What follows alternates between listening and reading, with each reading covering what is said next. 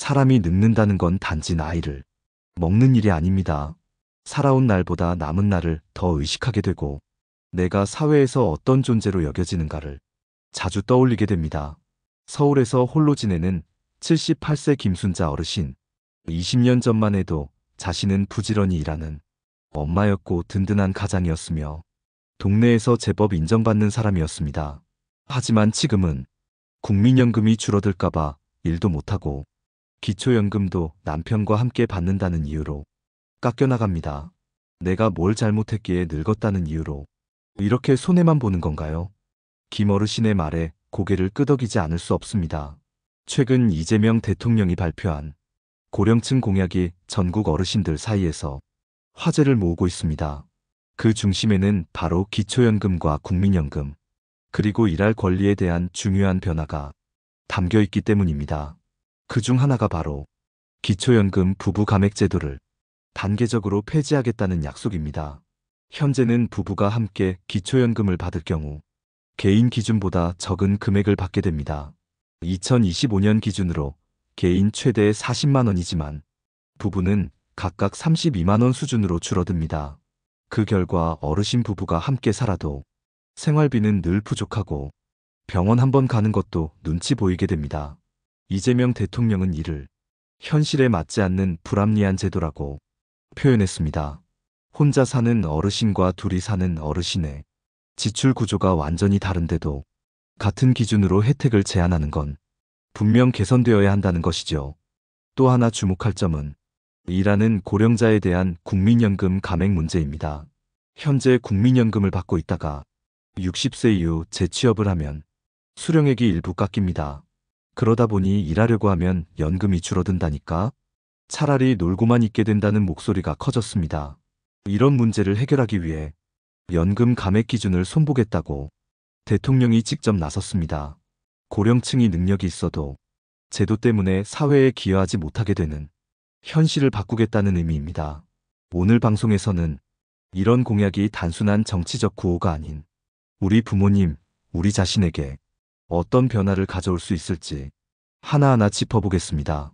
기초연금 감액 문제, 국민연금 일시 감액 구조, 그리고 고령층의 일할 권리까지 당신이 몰랐던 정보, 그러나 반드시 알아야 할 내용을 이 방송을 통해 정리해드리겠습니다. 두 번째 이야기입니다. 이재명 대통령이 밝힌 고령층 공약 중 두 번째는 노인 일자리의 질적 개선입니다. 단순히 일자리를 늘리는 것이 아닌 진짜 원하는 일, 지속 가능한 일에 초점이 맞춰졌습니다. 먼저 우리나라 노인 일자리에 현실을 짚고 넘어가야 합니다. 2024년 기준 65세 이상 인구 중 약 40%가 경제활동을 하고 있습니다. 하지만 대부분은 단기 일용직 혹은 단순 반복 노동입니다. 지자체에서 운영하는 노인 공공일자리도 주 23회 하루 2시간 남짓, 그마저도 야외 청소, 안내 등 육체적 부담이 큰 일이 많습니다. 어르신들은 말합니다. 생활비에 큰 도움이 되지 않고 오히려 몸만 더 피곤하다고. 이재명 대통령은 이 부분을 짚으며 진짜 도움이 되는 일자리를 만들겠다, 그렇게 밝혔습니다. 단순 아르바이트가 아닌 전문성과 경험을 살리는 맞춤형 일자리로 가겠다는 방향입니다. 예를 들어 첫째, 아동 돌봄 도우미로 어르신이 채용되어 아이를 돌보는 역할을 맡습니다. 둘째, 공공기관과 복지시설에서 행정보조나 상담 활동을 수행할 수 있도록 교육 연계. 셋째, 노인 대상 프로그램 강사로 경력을 반영한 선발제 도입. 이러한 질 높은 일자리는 단순한 소득 보전 그 이상입니다. 사회적 소속감이 생기고 내가 쓸모있는 존재라는 자기 효능감도 회복됩니다. 우울감과 외로움이 줄어들고 정신 건강에도 긍정적인 변화가 생깁니다. 서울 마포구의 조철수 어르신은 예전엔 교통봉사 활동을 했지만 의미 없이 힘들기만 하다며 그만뒀습니다. 그러던 중 구청 연계로 독거노인 상담 일을 시작했고 이제야 누군가에게 도움이 되는 사람이구나 싶어서 기쁩니다. 그렇게 말했습니다. 이 공약이 던지는 메시지는 아주 분명합니다. 노인의 일은 시혜가 아니라 사회와 함께하는 협력입니다. 그동안 노인 일자리는 예산 있을 때만 생기고 필요할 땐 사라지는 구조였습니다. 이제는 다릅니다. 국가 예산을 일회성에 쓰지 않고 장기적으로 지속 가능한 시스템에 집중 배정하겠다는 계획입니다. 물론 하루아침에 바뀌긴 어렵습니다. 하지만 어르신의 삶의 경험이 사회적 자산으로 쓰이기 시작하면 우리 모두의 미래가 조금은 더 따뜻해질 겁니다. 시청자 여러분, 당신의 부모님은 어떤 일을 하고 계신가요? 그 일이 정말 의미 있고 도움이 되는 일인가요? 공공일자리가 아니라 진짜 내가 잘할 수 있는 일, 그런 기회를 갖는 것, 그게 바로 노후를 바꾸는 열쇠일지도 모릅니다. 노후는 은퇴가 아니라 또 다른 시작이 될 수 있습니다. 국가의 준비가 필요한 이유, 바로 여기에 있습니다. 세 번째 이야기입니다. 이번에는 고령층의 의료와 돌봄에 관한 이재명 대통령의 공약을 살펴보겠습니다. 바로 노인 주치의 제도 확대와 찾아가는 돌봄 서비스 강화입니다. 먼저 주치의 제도란 무엇일까요? 간단히 말하면 노인 한 사람에게 담당 주치의를 지정해 그 사람의 건강 상태를 꾸준히 관리하는 제도입니다. 지금은 일부 지역에서만 시범적으로 운영되고 있습니다. 하지만 이재명 대통령은 전국적으로 확대해 모든 어르신에게 기본 의료를 보장하겠다고 했습니다. 서울 강서구에 사는 박영자 어르신, 고혈압과 당뇨를 앓고 계신데 병원이 멀어 자주 못 간다며 약도 끊고 방치하셨습니다. 그런데 동네 보건지소에서 지정 주치의가 생기고 정기적으로 전화와 방문 진료를 하면서 이제는 병원을 기다리지 않아도 된다며 마음의 안정을 찾게 되었습니다. 이 제도가 왜 중요하냐면 노인의 질병은 대부분 만성적이고 반복적입니다. 갑자기 아픈 게 아니라 조금씩 천천히 몸이 망가져가는 과정이기 때문에 한 번만 보는 진료로는 문제를 해결하기 어렵습니다. 주치의가 지속적으로 혈압이나 혈당 수치를 모니터링하고 약 복용 상태를 확인하며 생활 습관을 개선해주는 것만으로도 입원을 막을 수 있습니다. 더불어 대통령은 찾아가는 돌봄 서비스도 강화하겠다고 했습니다.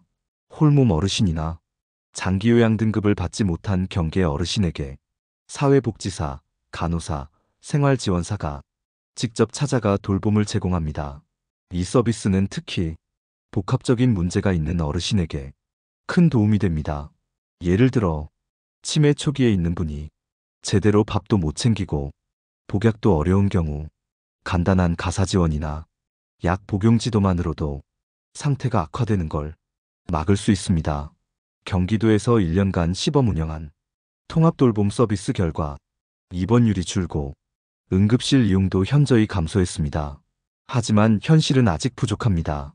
2024년 현재 기준 이런 서비스를 받는 어르신은 전국적으로 5만 명도 안 됩니다. 전체 고령층 인구에 비해 너무 적은 수치입니다. 이재명 대통령은 이를 전국으로 확대하고 특히 농촌도서 지역 어르신들이 소외되지 않도록 이동형 건강관리팀과 화상진료 시스템까지 도입하겠다고 밝혔습니다. 이 제도가 정착되면 더 이상 몸이 아파도 갈 병원이 없다, 의지할 사람이 없다는 말이 사라질 수 있습니다. 어르신의 삶은 병원에 자주 가는 것이 아니라 병원이 어르신께 다가가는 삶이 되어야 합니다. 그게 바로 이 공약이 말하고 있는 핵심입니다. 시청자 여러분의 부모님은 현재 어떤 병을 앓고 계신가요? 그 병을 매번 다른 병원에서 설명하고 치료받고 계신가요? 만약 한 명의 주치의가 있다면 그분의 병력을 모두 알고 가족처럼 진료할 수 있다면 훨씬 안전하고 훨씬 따뜻한 노년이 되지 않을까요? 이제는 치료의 시대에서 예방과 돌봄의 시대로 넘어가야 합니다. 그 시작이 바로 노인 주치의와 찾아가는 돌봄입니다. 네 번째 이야기입니다. 이번엔 고령층 주거 문제와 관련된 이재명 대통령의 공약을 살펴보겠습니다.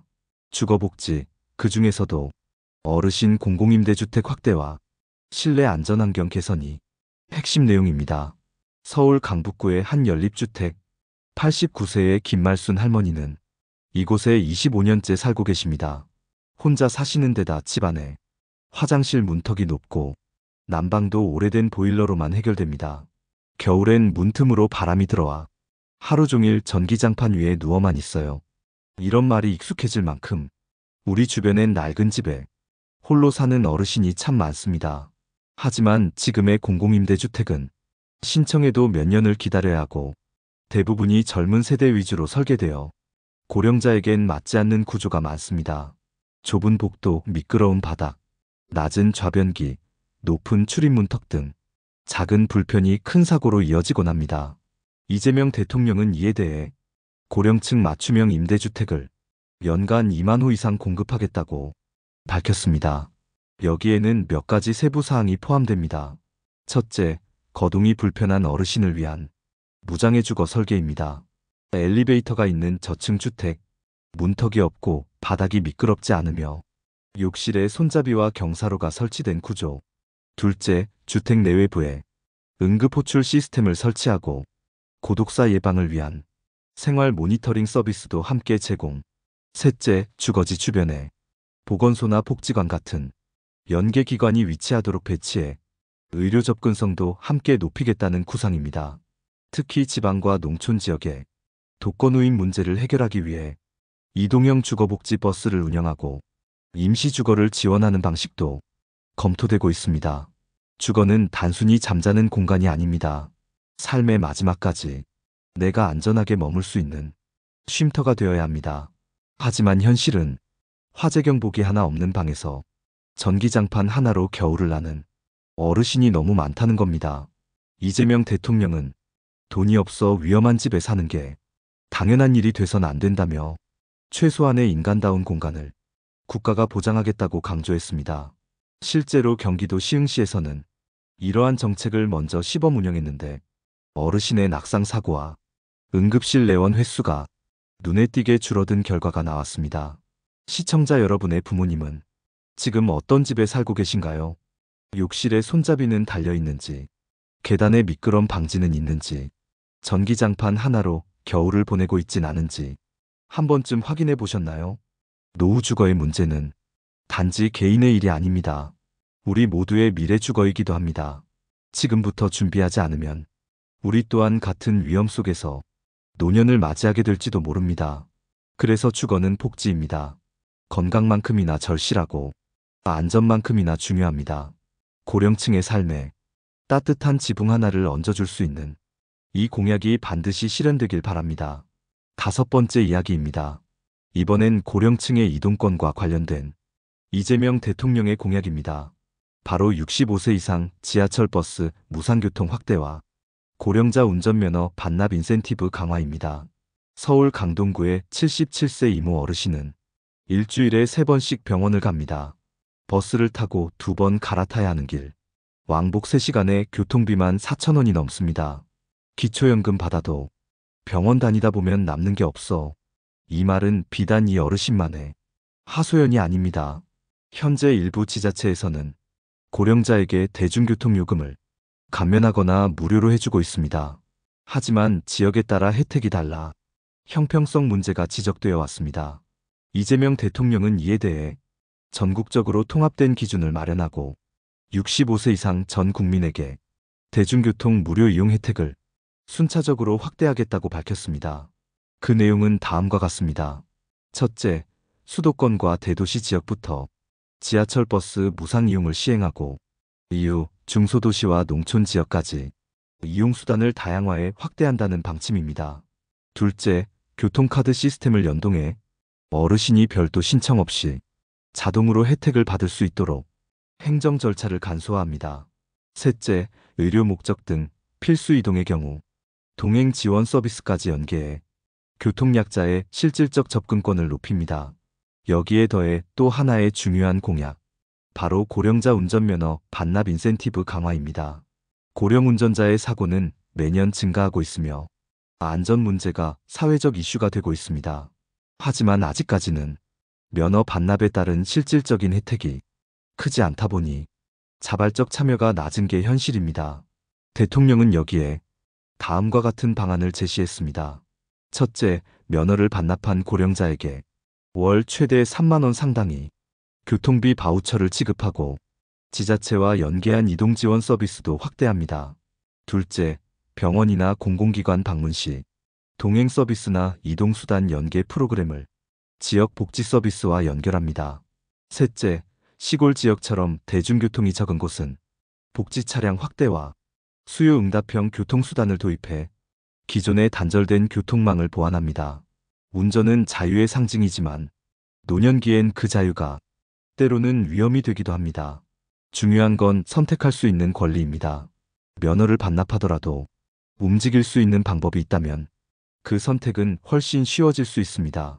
지금까지는 운전 그만두세요라고만 했습니다. 하지만 이제는 그만두셔도 불편하지 않게 국가가 도와드리겠습니다. 이렇게 말하는 시대가 되어야 합니다.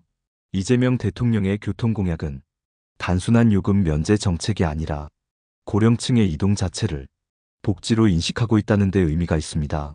시청자 여러분, 당신의 부모님은 요즘 병원에 어떻게 가시나요?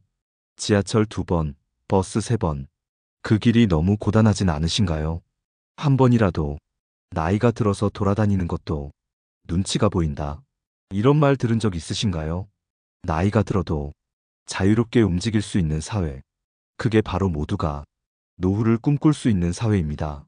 이동권은 곧 인간다운 삶입니다. 교통복지는 이제 선택이 아니라 필수입니다. 6번째 이야기입니다. 이번엔 고령층의 정보 접근성과 디지털 격차 문제에 대한 공약을 살펴보겠습니다. 이재명 대통령은 정보에서 소외된 노인은 복지에서 소외될 수밖에 없다며 디지털 정보 격차 해소와 노인 대상 디지털 교육 강화를 핵심 정책으로 제시했습니다. 서울 관악구의 81세 신순의 할머니는 휴대폰으로는 전화와 문자밖에 사용하지 못합니다. 정부에서 뭘 준다는데 어떻게 신청하는지를 모르겠어. 딸이 집에 올 때까지 기다려야 돼. 이처럼 정보는 곧 혜택이고 모르면 그대로 손해가 됩니다. 실제로 2024년 기준 60대 이상의 디지털 접근성은 20대의 60% 수준에 불과합니다.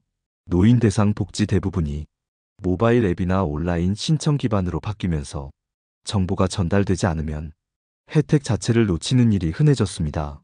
이재명 대통령은 이를 복지의 비대칭이라 표현하며 다음과 같은 개선책을 공약했습니다. 첫째, 동사무소와 복지관 등 어르신이 자주 찾는 장소에 디지털 도우미 전담 창구를 설치해 정부 서비스 신청, 의료 앱 사용, 교통정보 확인 등을 도와줄 전문 인력을 항상 배치하겠다는 계획입니다. 둘째, 노인복지시설과 경로당에 공공 태블릿과 인터넷 설비를 지원하고 정기적으로 사용법 교육과 기초 스마트폰 교육을 운영합니다. 셋째, 디지털 접근이 어려운 어르신에게는 문자 또는 전화 기반의 대체 서비스와 찾아가는 안내 공무원을 도입해 직접 대면으로 정보를 전달합니다. 대통령은 디지털 사회일수록 사람의 손길이 더 필요한 법이라며 기술이 모든 것을 대신할 수 없고 특히 노년층에게는 정보보다 사람이 먼저여야 한다고 강조했습니다. 한편 고령층의 디지털 역량은 단지 복지 신청을 위한 것에 그치지 않습니다. 사진을 찍고 손주와 영상 통화를 하고 인터넷으로 음악을 듣고 카카오톡으로 친구와 안부를 나누는 일상. 이 작은 디지털 활동이 어르신의 삶에 활력을 불어넣습니다. 자존감이 올라가고 외로움이 줄어들며 삶의 질 전체가 향상됩니다. 부산 해운대구의 73세 김석규 어르신은 구청에서 진행한 스마트폰 기초반 수강 이후 손녀와 매일 영상 통화하는 재미로 산다며 웃음을 되찾았습니다. 정보에서 멀어진다는 건 세상에서 멀어진다는 말과도 같습니다. 디지털 격차는 더 이상 개인의 적응력 문제가 아니라 사회가 함께 해결해야 할 시급한 과제입니다. 이재명 대통령의 이 공약은 기술 중심이 아니라 사람 중심의 디지털 전환이라는 점에서 특별한 의미를 가집니다. 시청자 여러분, 혹시 당신의 부모님은 앱 하나를 설치하는데 몇 번을 묻고 또 물으시진 않나요? 정부 혜택이 나왔다는 걸 듣고도 어떻게 신청해야 할지 몰라 그냥 포기한 적은 없으신가요? 노년은 고립이 아닌 다시 세상과 연결되는 시간이어야 합니다. 그 연결을 기술이 아니라 사람의 손으로 도와주는 사회. 이 공약이 그 출발점이 될 수 있기를 바랍니다. 7번째 이야기입니다. 지금까지 다룬 이재명 대통령의 고령층 공약은 한마디로 요약하면 존엄한 노년을 위한 약속이었습니다. 이제 그 핵심 내용을 차분히 정리해 보겠습니다. 첫째, 기초연금 부부 감액 폐지. 현행제도 아래선 부부가 함께 연금을 받을 때 깎이는 금액이 존재했습니다. 하지만 이 문제를 해결하면 부부가 함께 살아도 삶의 질을 잃지 않는 노후가 가능해집니다. 둘째, 일하는 어르신의 국민연금 감액 완화. 일할수록 손해보는 구조는 고령층의 사회 참여를 가로막습니다. 연금을 유지하며 일할 수 있는 환경은 삶의 활력을 지키는 기반이 됩니다. 셋째, 노인 일자리의 질적 개선. 의미 없는 반복 노동이 아닌 경험과 전문성을 살릴 수 있는 맞춤형 일자리 확대는 존엄을 지키는 복지입니다. 넷째, 주치의 제도화. 찾아가는 돌봄 서비스의 전국 확대. 몸이 아파도 갈 병원이 없고 의지할 사람이 없다는 말. 이제는 사라져야 할 시간입니다.